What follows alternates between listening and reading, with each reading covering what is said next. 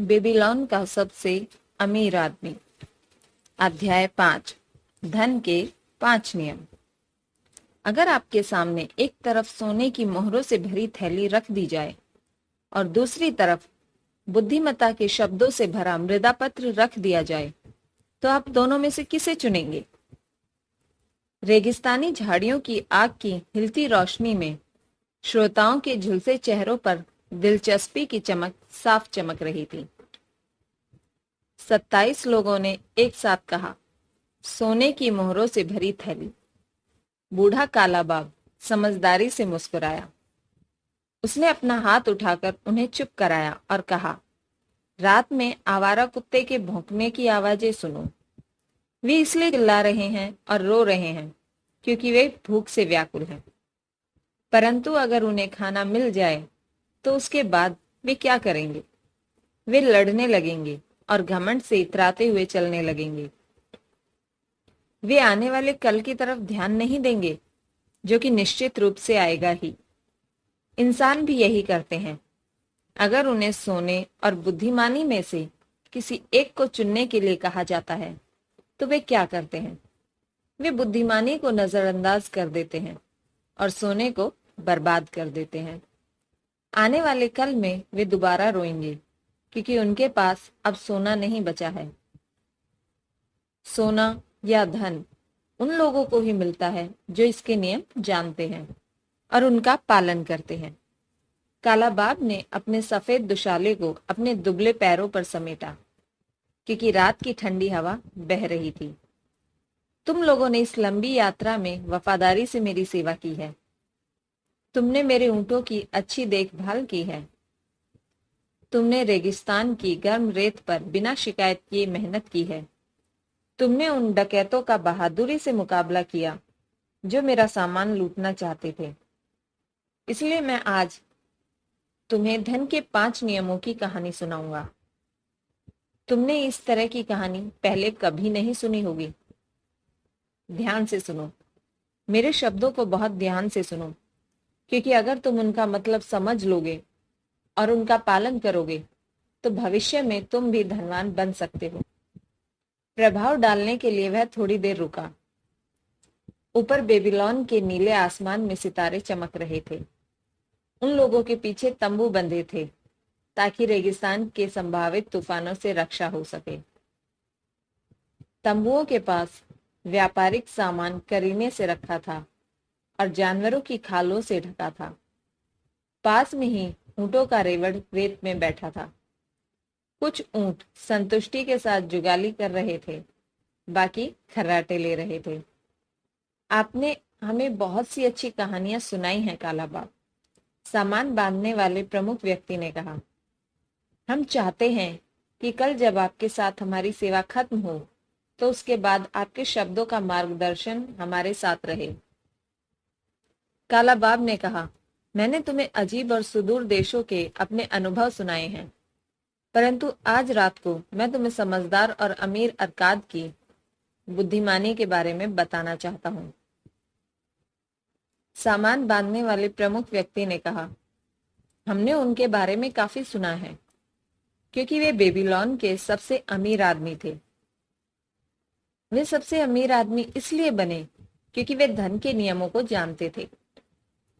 धन के नियम उनसे पहले किसी को भी इतनी अच्छी तरह से मालूम नहीं थे। आज की रात मैं तुम्हें बहुत समझदारी की बातें बताऊंगा जो उनके बेटे नोमाजिर ने कई साल पहले निनेवे में मुझे बताई थी जब मैं छोटा था। मेरे मालिक और मैं नोमाजिर के महल में देर रात तक रुके थे। मैं सुंदर कालीनों के बड़े बंडल लाने में अपने मालिक की मदद कर रहा था। नोमाजिर ने हर कालीन की जांच की जब तक कि वह रंगों के चयन से पूरी तरह संतुष्ट नहीं हो गया। आखिरकार वह बहुत खुश हुआ और उसने हमें अपने पास बिठा लिया। उसने हमें बहुत दुर्लभ और खुशबूदार शराब पिलाई, जिसे पीने के बाद मेरे पेट में गर्मी दौड़ गई, क्योंकि मेरे पेट को इस तरह के पेय पदार्थ की आदत नहीं थी। फिर उसने हमें अपने पिता अरकाद की समझदारी की वह कहानी सुनाई जो मैं तुम्हें सुनाने जा रहा हूँ। जैसी परंपरा है, बेबीलोन में दौलतमंद पिताओं के पुत्र हमेशा उनके साथ रहते हैं और उनकी जायदाद विरासत में पाने की आशा करते हैं। अरकाद को यह परंपरा पसंद नहीं थी, इसलिए नोमाजिर के व्यस्क होने पर अरकाद ने उससे कहा, मेरे बेटे, मेरी यह इच्छा है कि तुम मेरी जायदाद के वारिस बनो, परंतु पहले तुम्हें यह साबित करना होगा कि तुम समझदारी से इसे संभाल सकते हो। इसलिए मैं चाहता हूं कि तुम दुनिया से बाहर निकलो और धन कमाने और लोगों के बीच सम्मान पाने की अपनी योग्यता को साबित करो। तुम्हें अच्छी तरह से शुरुआत करने के लिए मैं 2 चीजें देता हूँ जो मुझे नहीं मिली थी जब मैंने दौलत इकट्ठी करनी शुरू की थी। तब मैं बहुत गरीब था। सबसे पहले तो मैं तुम्हें सोने की मोहरों से भरी यह थैली देता हूँ। अगर तुम इसका समझदारी से उपयोग करोगे तो यह तुम्हारी भावी सफलता की नींव बन जाएगी। दूसरी बात, मैं तुम्हें यह मृदा पत्र देता हूँ जिस पर धन के 5 नियम लिखे हैं। अगर तुम इन नियमों के अनुसार चलोगे तो तुम्हें योग्यता और सुरक्षा जरूर मिलेगी। आज से 10 साल बाद तुम घर लौटकर अपने अनुभव बताना। अगर तुम खुद को योग्य साबित कर दोगे तो मैं तुम्हें अपनी जायदाद का वारिस बना दूंगा, वरना मैं यह जायदाद पुरोहितों को दान कर दूंगा ताकि वे मेरी आत्मा की शांति के लिए देवी देवताओं से प्रार्थना करें। इस तरह नोमाजिर जिंदगी में कुछ कर दिखाने के लिए चल पड़ा। उसने धन की थैली और मृदा पत्र को रेशमी कपड़ों में लपेट लिया। फिर वह घोड़े पर बैठकर अपने नौकर के साथ यात्रा पर चल दिया। 10 साल गुजर गए और जैसा तय हुआ था, नोमाजिर अपने पिता के घर लौटा। उसके आने की खुशी में उसके पिता ने बेहतरीन दावत दी थी, जिसमें कई रिश्तेदारों और मित्रों को बुलाया गया था।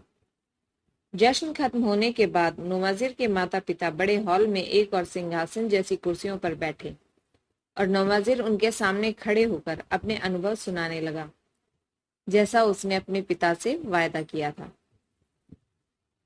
रात हो चुकी थी। कमरे में तेल के दीपकों का धुआं भरा था। रोशनी मध्यम थी। सफेद जैकेट पहने नौकर खजूर के लंबे पत्तों से हवा कर रहे थे। पूरे दृश्य में शाही गरिमा थी। नोमाजिर की पत्नी और उसके 2 छोटे पुत्र परिवार के मित्रों तथा रिश्तेदारों के साथ कालीनों पर बैठे थे। वे सभी नोमाजिर की बातें सुनने के लिए उत्सुक थे। नोमाजिर ने कहा, पिताजी, मैं आपकी बुद्धिमत्ता के सामने सिर झुकाता हूँ। 10 साल पहले जब मैं युवावस्था की दहलीज पर खड़ा था तो आपने मुझसे कहा था कि मैं बाहर निकलूं और मर्द बनकर दिखाऊं, बजाय इसके कि मैं आपकी दौलत विरासत में मिलने का इंतजार करता रहूं। आपने मुझे काफी धन दिया था। आपने मुझे काफी बुद्धिमत्ता भी दी थी। जहां तक धन का सवाल है, मैं यह स्वीकार करता हूं कि मैं उसे ठीक से संभाल नहीं पाया। सच तो यह है कि मेरे अनुभवहीन हाथों से धन उसी तरह फिसल गया जिस तरह जंगली खरगोश पहला मौका मिलते ही उसे पकड़ने वाले बच्चे के हाथ से निकल भागता है। पिता ने मुस्कुराते हुए कहा, आगे बोलो बेटे, तुम्हारी कहानी बहुत दिलचस्प है। मैंने निनेवे जाने का फैसला किया क्योंकि उस शहर में तरक्की की संभावनाएं ज्यादा दिख रही थी।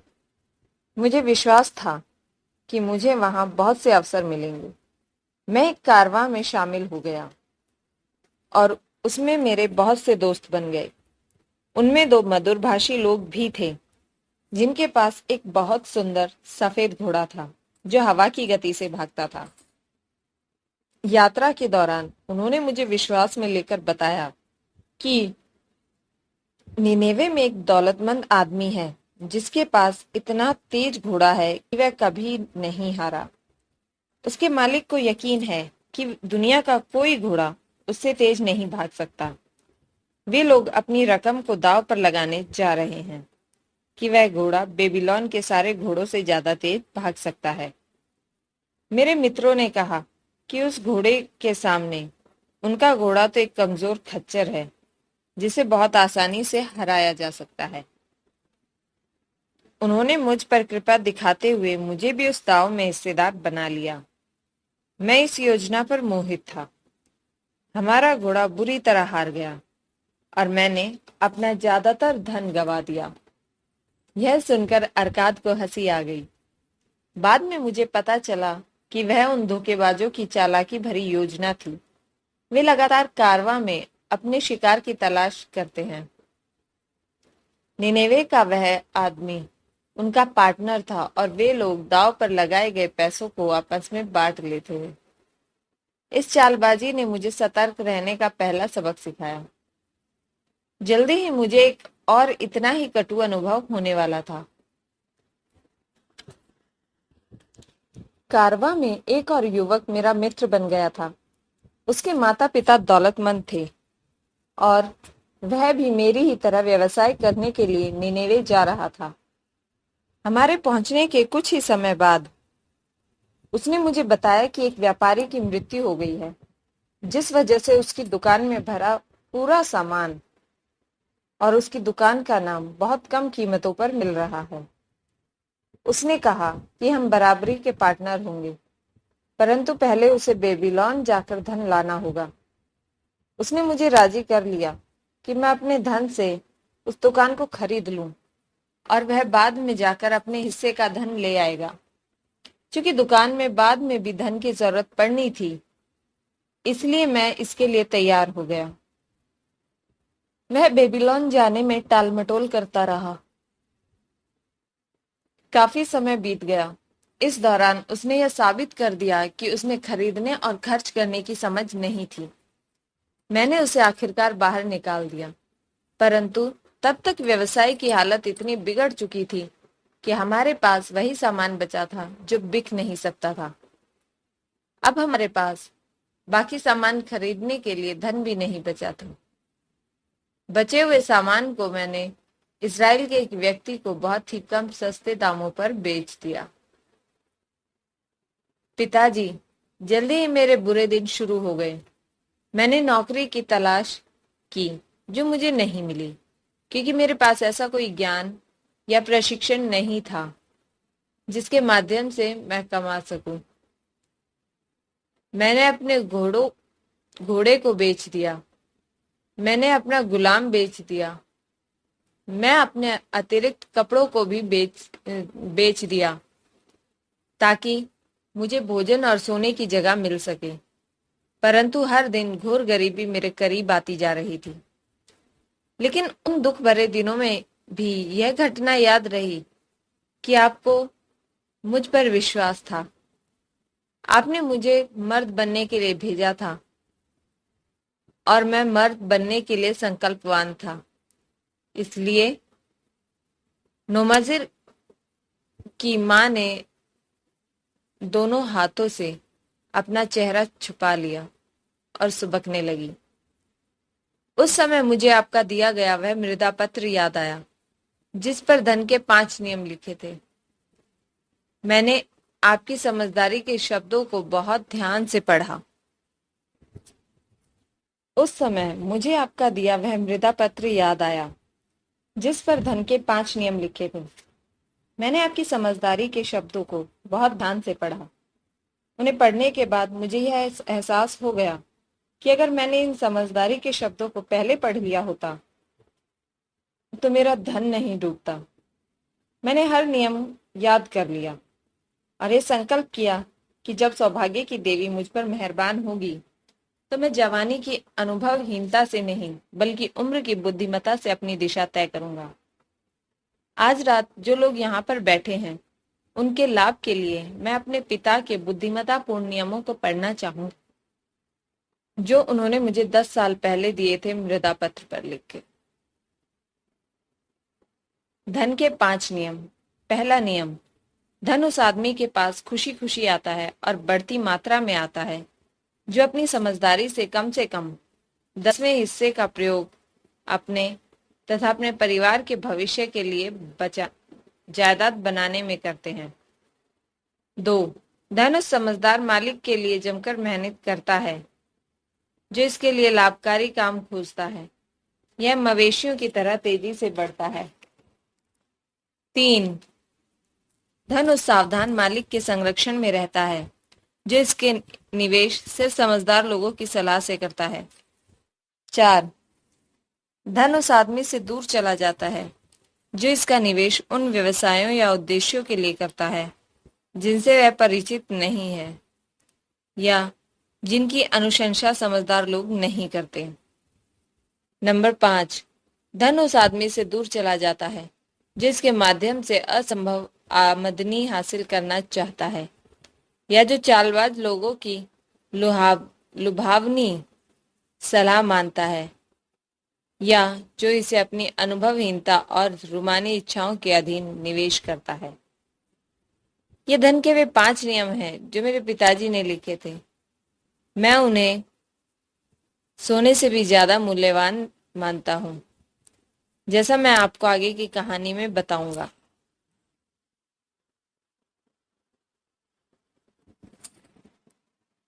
वह एक बार फिर अपने पिता की ओर मुड़ा। मैंने आपको बता दिया है कि अपनी अनुभवहीनता के कारण मैं गरीबी और निराशा की गहराई में पहुंच गया था। बहरहाल, संकटों की कोई श्रृंखला ऐसी नहीं होती जो कभी खत्म ना हो।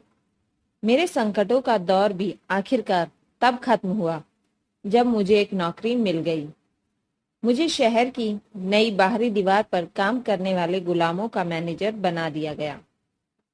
धन के पहले नियम के ज्ञान का लाभ उठाते हुए मैंने अपनी आमदनी में से 10वां हिस्सा यानी तांबे का एक सिक्का बचा लिया और मौका मिलते ही इसमें सिक्के जोड़ता रहा जब तक कि यह चांदी के सिक्के में नहीं बदल गया। यह बहुत धीमा काम था क्योंकि इंसान को जिंदा रहने के लिए खर्च करना पड़ता है। मैंने बहुत किफायत से खर्च किया क्योंकि मैं संकल्प कर चुका था कि 10 साल बाद मैं आपको उतना धन लौटा दूंगा जितना आपने मुझे दिया था। गुलामों के मालिक से मेरी मित्रता हो गई। एक दिन उसने मुझसे कहा, तुम एक किफायती युवक हो जो अपनी कमाई को उड़ाते नहीं हो। क्या तुम्हारे पास ऐसा धन है जो काम में न आ रहा हो? मैंने जवाब दिया, हाँ, मेरी सबसे बड़ी इच्छा यही है कि मैं उतना धन कमा लूं जितना मेरे पिताजी ने मुझे दिया था, परंतु जिसे मैंने अपनी मूर्खता से गवा दिया है। यह बहुत अच्छी महत्वाकांक्षा है, परंतु क्या तुम जानते हो कि तुमने जितना बचाया है वह तुम्हारे लिए मेहनत करके और ज्यादा धन कमा सकता है? इस मामले में मेरा अनुभव बुरा रहा है क्योंकि मेरे पिता का दिया धन मुझसे दूर चला गया है और मुझे डर है कि कहीं मेरी बचत का भी यही हाल न हो।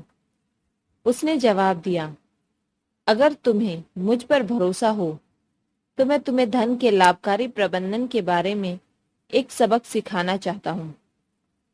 1 साल में शहर की बाहरी दीवार पूरी बन जाएगी और प्रवेश द्वार पर लगाने के लिए कांसे के बड़े दरवाजों की जरूरत होगी ताकि शहर शत्रुओं से सुरक्षित रहे।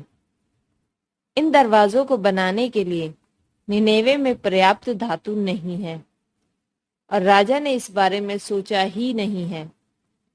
मेरी योजना है कि हम लोग अपना धन इकट्ठा करके तांबे और टीन की खदानों तक कारवां भेजें जो बहुत दूर है। वहां से हम निनेवे के दरवाजों के लिए धातु मंगाएंगे। जब राजा कहेगा बड़े दरवाजे लगाओ तो सिर्फ हमारे पास ही उतनी धातु होगी जिससे दरवाजे बन सकें। इसके बदले में राजा हमें ऊंचे दाम देगा और अगर हम यह मान भी लें कि राजा हमसे धातु नहीं खरीदेगा तो भी हमारे पास धातु तो रहेगी जिसे हम ऊंचे दामों पर बेच सकते हैं। नोमाजिर ने कहा। उसके प्रस्ताव में मुझे तीसरे नियम की झलक दिखाई दी। तीसरे नियम के अनुसार अपनी बचत का निवेश समझदार लोगों के मार्गदर्शन में करना चाहिए। ऐसा करने के बाद मैं निराश नहीं हुआ। हमारी योजना सफल हुई और उस सौदे की सफलता के बाद मेरा छोटा सा धन संग्रह विशाल संग्रह बन गया। बाद में इस समूह ने मुझे अन्य निवेशों में भी हिस्सेदार बना लिया। वे लोग धन के लाभकारी प्रबंधन में निपुण थे। कोई भी काम करने से पहले वे बहुत सावधानी से योजना बनाते थे। वे इस बात का ध्यान रखते थे कि उनके मूलधन पर जरा भी आंच न आए।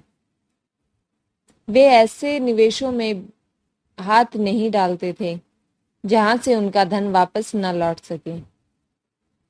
घुड़दौड़ या दुकान में पार्टनरशिप जैसी मूर्खतापूर्ण चीजों पर, जिनमें मैंने अपनी अनुभवहीनता के कारण हाथ डाला था, वे विचार भी नहीं करते थे। अगर मैंने उनके संपर्क में आने के बाद ये काम किए होते तो उन्होंने मुझे तत्काल इसके खतरे बता दिए होते। इन लोगों के संपर्क में आने से मैंने धन का सुरक्षित और लाभकारी निवेश करना सीख लिया। समय गुजरने के साथ मेरा खजाना बढ़ा और तेजी से बढ़ा।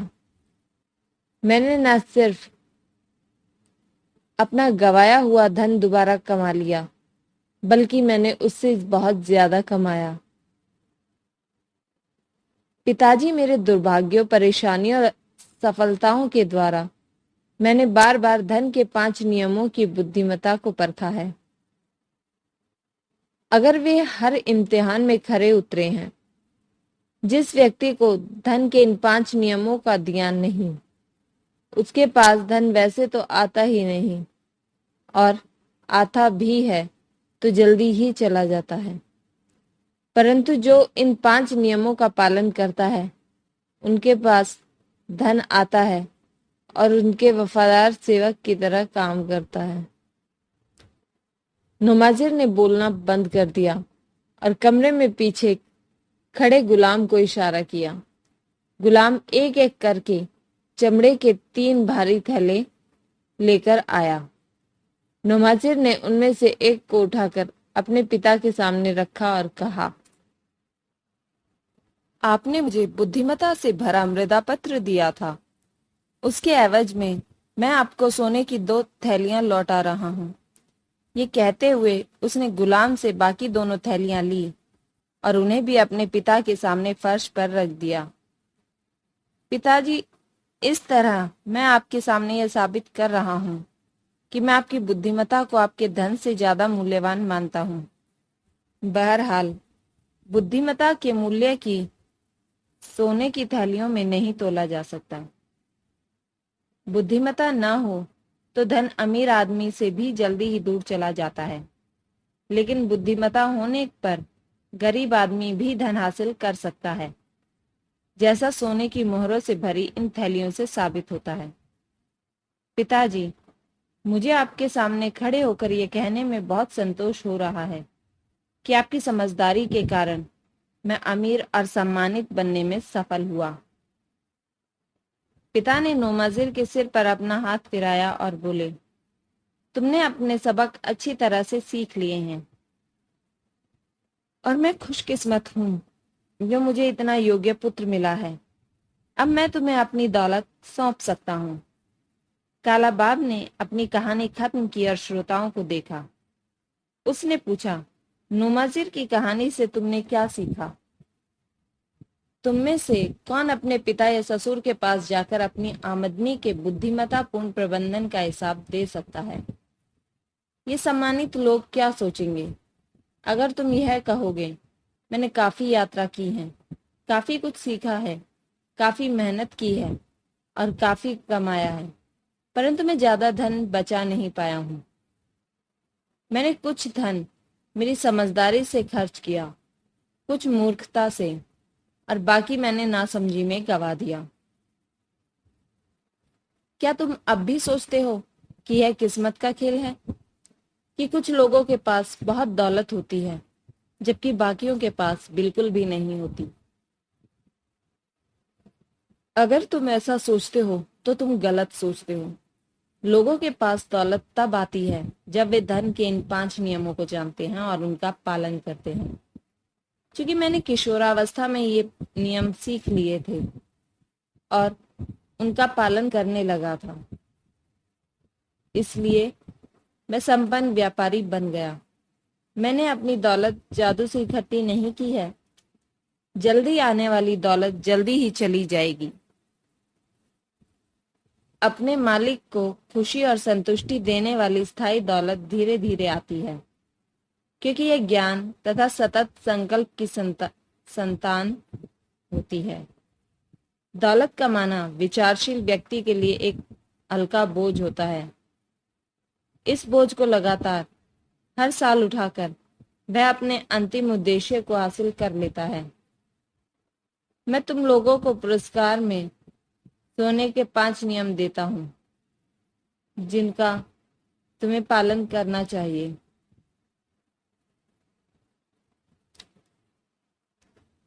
इन 5 नियमों में से हर एक का गहरा अर्थ है। हो सकता है तुमने कहानी सुनते समय इनके गहरे अर्थ को नजरअंदाज कर दिया हो, इसलिए अब मैं सभी नियमों को दोहराऊंगा। मुझे ये नियम अच्छी तरह से याद हैं, क्योंकि मैंने अपनी जवानी में ही उनका महत्व समझ लिया था, और मैं तब तक चैन से नहीं बैठा जब तक कि वे मुझे पूरी तरह से याद नहीं हो गए। धन का पहला नियम। धन उस आदमी के पास खुशी खुशी आता है और बढ़ती मात्रा में आता है जो अपनी आमदनी के कम से कम 10वें हिस्से का प्रयोग अपने तथा अपने परिवार के भविष्य के लिए जायदाद बनाने में करते हैं। जो आदमी अपनी आमदनी का 10वां हिस्सा लगातार बचाता है और उसका समझदारी से निवेश करता है, वह जल्दी ही अच्छी खासी जायदाद बना लेगा, जिससे भविष्य में उसे आमदनी होती रहे और उसकी मृत्यु की स्थिति में उसके परिवार की सुरक्षा की गारंटी होगी। यह नियम कहता है कि धन हमेशा ऐसे आदमी के पास खुशी खुशी आता है। मैं अपने जीवन में इसके प्रमाण कई बार देख चुका हूँ। मैं जितना ज्यादा धन इकट्ठा करता हूँ, यह मेरे पास उतना ही खुशी और ज्यादा मात्रा में और तेजी से आता है। जो धन मैं बचाता हूँ वह और ज्यादा कमाई करता है, जिस तरह तुम्हारा भी करेगा। निवेश से मिलने वाले ब्याज का निवेश करने पर तुम और ज्यादा कमाओगे। यही पहले नियम का सार है। धन का दूसरा नियम। धन उस समझदार मालिक के लिए जमकर मेहनत करता है जो इसके लिए लाभकारी काम खोजता है। यह मवेशियों की तरह तेजी से बढ़ता है। सचमुच धन एक इच्छुक सेवक है। यह मौका मिलते ही कई गुना होने के लिए हमेशा उत्सुक रहता है। जो भी धन को बड़ी मात्रा में इकट्ठा कर लेता है, उसे इसके सबसे ज्यादा लाभकारी प्रयोग का अवसर मिलता है। समय गुजरने के साथ धन आश्चर्यजनक तेजी से कई गुना हो जाता है। धन का तीसरा नियम। धन उस सावधान मालिक के संरक्षण में रहता है जो इसका निवेश सिर्फ समझदार लोगों की सलाह से करता है। धन सावधान मालिक के संरक्षण में बढ़ता है और लापरवाह मालिक से दूर चला जाता है। जो व्यक्ति धन के प्रबंधन में समझदार लोगों की सलाह लेता है, वह जल्दी ही यह सीख लेता है कि ज्यादा अपने धन को जोखिम में डालने के बजाय उसे सुरक्षित रखने और लगातार बढ़ते देखने में ही सच्चा आनंद मिलता है। धन का चौथा नियम। धन उस आदमी से दूर चला जाएगा जो इसका निवेश उन व्यवसायों या उद्देश्यों के लिए करता है जिनसे वह परिचित है। धन का चौथा नियम। धन उस आदमी से दूर चला जाता है जो इसका निवेश उन व्यवसायों या उद्देश्यों के लिए करता है जिनसे वह परिचित नहीं है या जिनकी अनुशंसा समझदार लोग नहीं करते। जिस व्यक्ति के पास धन तो होता है, परंतु वह इस रेगिस्तान को नहीं जानता, वह इसे संभालना नहीं जानता। उसे बहुत से लाभकारी सौदे नजर आते हैं। अक्सर उनमें धन गंवाने का जोखिम होता है। समझदार व्यक्तियों के अनुसार उनमें लाभ की बहुत कम संभावना होती है, परंतु धन की अनुभवहीन मालिक अपनी बुद्धि पर जरूरत से ज्यादा भरोसा कर लेता है और वह अपने धन को ऐसे व्यवसायों तथा उद्देश्यों में लगाता है जिनके बारे में वह कुछ नहीं जानता। अक्सर बाद में जाकर उसे पता चलता है कि उसका निर्णय गलत था। इस तरह वह अपनी अनुभवहीनता के कारण अपना धन गंवा देता है। सचमुच समझदार व्यक्ति वह है जो अपनी बचत का निवेश उन लोगों की सलाह से करता है जो धन के प्रबंधन में निपुण होते हैं। धन का पांचवा नियम। धन उस आदमी से दूर चला जाता है जो इसके माध्यम से असंभव आमदनी हासिल करना चाहता है, या जो चालबाज लोगों की लुभावनी सलाह मानता है, या जो इसे अपनी अनुभवहीनता और रूमानी इच्छाओं के अधीन निवेश करता है। नए नए धनवान व्यक्ति के सामने रोमांचक और कल्पना की हवाई उड़ानों वाली योजनाएं हमेशा आती हैं। ऐसा नजर आता है कि जादुई शक्ति से उनका खजाना बढ़ जाएगा और उसे असंभव आमदनी होने लगेगी। बहरहाल, समझदार व्यक्तियों की बातों पर ध्यान दें, क्योंकि वे फटाफट दौलत कमाने की हर योजना के पीछे छिपे जोखिमों को जानते हैं। निनेवे के अमीर आदमी को न भूलें, जो अपने मूलधन को गंवाने के लिए कोई जोखिम नहीं लेना चाहते थे या इसे अलाभकारी निवेशों में फंसाना चाहते थे। यहाँ पर धन के 5 नियमों की मेरी कहानी खत्म होती है। इसमें मैंने अपनी सफलता के रहस्य भी बता दिए हैं।